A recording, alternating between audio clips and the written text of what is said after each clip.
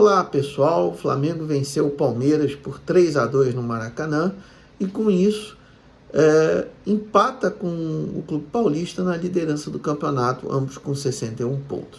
O Palmeiras está na frente com uma vitória a mais que o Flamengo. O jogo foi muito disputado, com muitas variações táticas, muita estratégia, mas tecnicamente não foi um jogo tão bom assim. E o primeiro tempo, principalmente, foi muito truncado, muito pegado e com uma péssima arbitragem do Wilton Pereira Sampaio, né? Dificuldade realmente de conseguir escolher um árbitro para um jogo como esse realmente é muito grande. E também a dificuldade que seria pegar um árbitro estrangeiro, porque tem rodada de campeonato na Europa, na América do Sul, então realmente é uma situação muito complicada.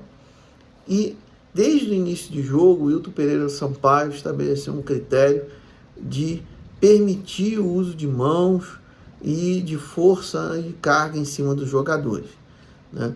É o critério que, inclusive, muita gente gosta de deixar o jogo rolar, né? E desde o início do jogo ele não marcou esses contatos, né? Inclusive, né, o lance do Jorginho no Gustavo Gomes, logo no início do jogo, né, em que o Jorginho bota as duas mãos nas costas do Gustavo Gomes, né? E ele não marcou esse tipo de lance em momento nenhum do jogo, não só nesse, né? Mas boa parte aí da imprensa tem falado só deste lance, não do resto do jogo, do critério que ele usou e que, aliás, irritou bastante os jogadores, né? O jogo começou muito pegado e como o árbitro foi deixando, né, os lances acontecerem, né? E o resultado é que as disputas acabaram mais pesadas e com isso as confusões aconteceram ali bem no início da partida, né? O Palmeiras foi melhor no primeiro tempo, teve maior controle das ações, né? E marcava bem a saída de bola do Flamengo. O Flamengo teve muita dificuldade para fazer essa saída de bola, né? Acabou inclusive jogando de forma mais defensiva, né? Enquanto que lá na frente o Flamengo não conseguia exercer essa pressão de uma forma tão efetiva, né? Mas o Flamengo teve alternativas de jogo e exatamente nas bolas compridas levou algumas vantagens, principalmente com o Pedro, né? Exatamente nos 8 minutos, o Rossi fez o lançamento, o Pedro girou, né? O Bruno Fux foi muito seco, e aí o Pedro fez uma bela assistência para Arrascaeta fazer o gol, né? O Palmeiras marca alto, né? E quando o Pedro gira, né, fica com uma situação muito boa para fazer esse passe, né? E o Arrascaeta arrancou muito bem e fez 1-0, né? Com isso, o Flamengo aceitou assim o jogo mais defensivo, né? Um detalhe importante é que o Vitor Roque foi jogar exatamente em cima do Emerson Royal, né, com a cobertura do Léo Ortiz, né? E levou perigo em alguns lances, né? Em um lance, inclusive, acabou sendo importante porque o Léo Ortiz fez um belo desarme e o Vitor Roque, com um trem sem freio, né, acabou atingindo o Léo Ortiz e caindo em cima do tornozelo dele. Foi um lance que, inclusive, acabou, em alguns minutos depois, fazendo com que o Léo Ortiz tivesse que sair do jogo, né? E aí um detalhe importante é que o Danilo estava pronto para entrar e o Wilton Pereira Sampaio, achando erroneamente que o Flamengo estava fazendo cera, ou alguma questão de cera, não permitiu a entrada do jogador. E aí o Flamengo ficou pelo menos 2 minutos, né, com -1 em campo, E foi exatamente neste momento em que o Palmeiras empatou o jogo com um cruzamento para o Vitor Roque, e faltou exatamente o zagueiro central ali, né, o Danilo, o Léo Ortiz, né, para tentar fazer a marcação. O Emerson Royal acabou muito fragilizado ali e o Vitor Roque empatou o jogo, né? Então, também teve esse lance da arbitragem muito importante na partida. O jogo continuou com o domínio do Palmeiras ali no primeiro tempo, mas sem levar muito perigo, né? O meio-campo do Palmeiras estava mais encorpado, com mais jogadores ali, né? E mais jogadores de controle de jogo, né? O meio de campo do Palmeiras com Aníbal Moreno, Andréas Pereira, Maurício e o Felipe Anderson, né? Estava ali tendo um maior controle da bola e fazendo essa boa marcação na saída de bola do Flamengo até os minutos finais, né? Ali nos 10 minutos finais o Flamengo conseguiu dar uma equilibrada, conseguiu ali dividir a bola com o Palmeiras e acabou conseguindo ali nos minutos finais mesmo fazer 2 gols. No primeiro, o Danilo faz força em cima do Vitor Roque, o Vitor Roque tenta forçar uma falta, o árbitro não marcou, como ele não marcou esses lances o resto do jogo todo, né?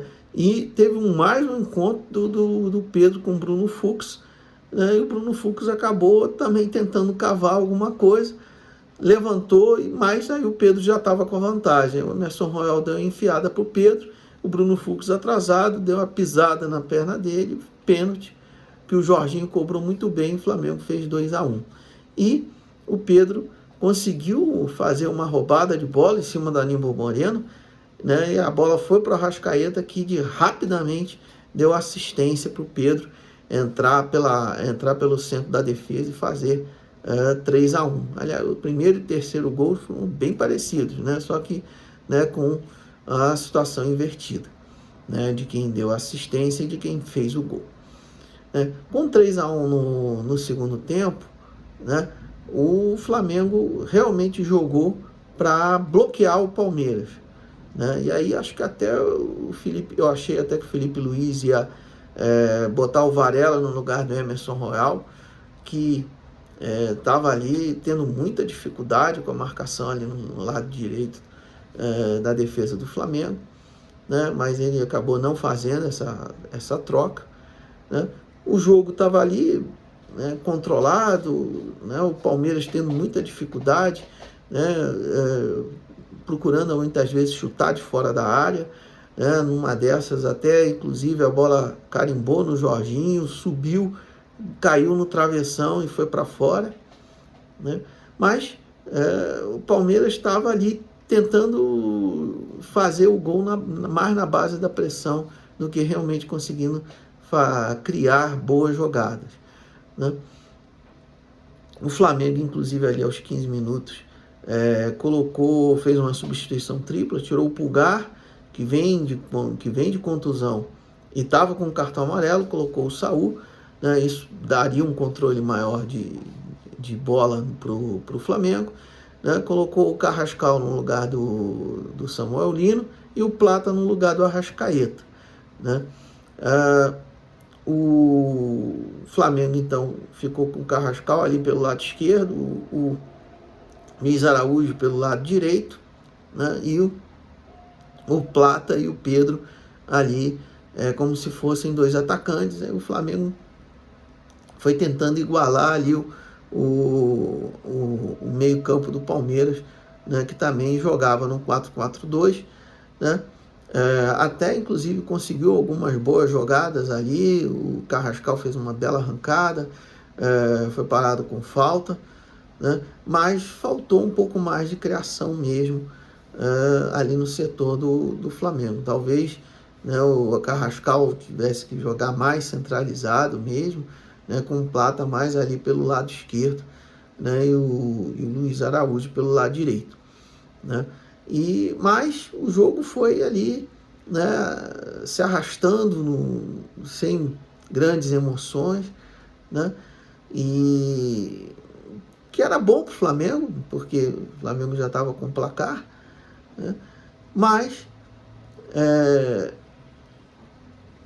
no final da partida, né, teve algumas coisas que acabaram dando uma balançada no jogo.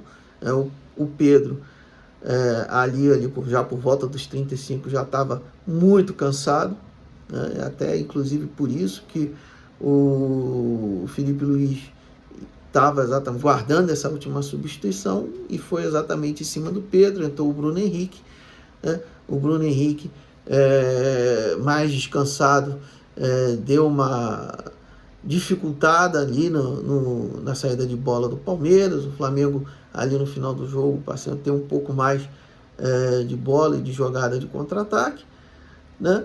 Mas o Palmeiras fez o segundo gol ali aos 48 e 40 do segundo tempo, num lance isolado e de uma falha do Danilo, que foi girado muito fácil pelo Vitor Roque e pelo Emerson Royal, que o paraguaio Sousa entrou nas costas dele, né, para fazer um chute, o Rossi espalmar e o Gustavo Gomes fazer o segundo gol na partida. Palmeiras, né, foi trocando jogadores de meio de campo, de armação, por atacantes, jogadores de mais de força de ataque do que de criação. Isso até inclusive piorou o jogo do Palmeiras, que só mesmo conseguiu esse lance ali isolado no finalzinho mesmo da partida, mas que mostra a capacidade do Palmeiras de continuar insistindo no jogo, não desistindo da partida e tentando aproveitar qualquer brecha que o seu adversário dê, né? Bom, foi realmente um jogo bem interessante. Duas equipes que jogam futebol moderno, com bons técnicos, boas alternativas de jogo ao longo dos 90 minutos, boas alternativas no banco, e o campeonato fica mais apertado, mais emocionante, né, para as próximas rodadas. Palmeiras tem um jogo muito complicado na semana que vem contra o Cruzeiro, enquanto que o Flamengo tem um jogo talvez mais tranquilo contra o Fortaleza, que está uma situação bem complicada no campeonato, e com um time também que parece que está bem, com muita dificuldade para conseguir acertar, né? Também no meio de semana tem Libertadores, as semifinais, e tanto Flamengo como Palmeiras irão jogar. Flamengo contra o Racing na quarta-feira e o Palmeiras contra a Altitude da LDU na quinta-feira. Então, deixe seu like, comente e se inscreva.